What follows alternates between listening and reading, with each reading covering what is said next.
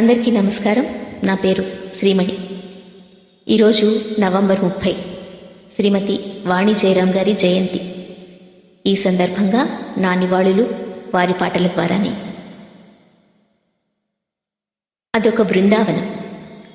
సోయగాలు పోతూ ఓ కోకిల బోలీరే పపీహర అంటూ గొంతెత్తింది. తేనెలూరు ఆ గళానికి తెలిమంచు కరిగింది, ఇలగొంతు వణికింది. ఆ గారాపు గమకాల పూలతో పూజలు చెయ్య పూలు తెచ్చాను అంటూ పాటల పూదోట ముందు నిలిచింది ఓ దక్షిణాది మీరా.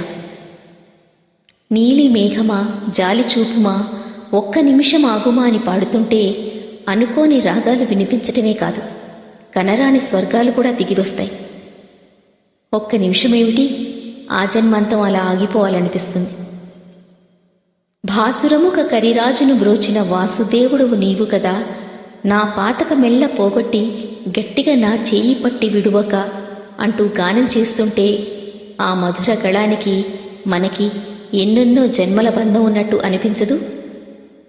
ఆ గానామృతానికి ఆ మిన్నేటి సూర్యుడు వస్తాడు, కోనేటి తామరలు విచ్చుకుంటాయి. పాటల దప్పికకున్న మనకి ఈ పాటలు చాలవు.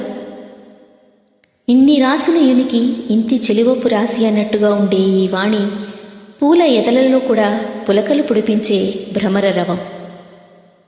ఆనతి నీయరా హర సన్నుతి సేయగా సమ్మతి నీయరా హర దొర అంటూ వేడుకుని, కురిసేను విరిజల్లులే ఒకటయ్యేను ఇరుచూపులే అంటూ శృంగారాన్ని చిలికించి, విధి చేయు వింతలన్నీ మతిలేని చేతలేనని అంటూ విరహగీతాల్ని ఆలపించి, నాలోని జీవమై నాకున్న దైవమై వెలుగొందు వేళ మహానుభావ అంటూ శ్రోతలందర్నీ తన గళంతో మంత్రముగ్ధుల్ని చేసిన ఘనత ఈ వాణిదే.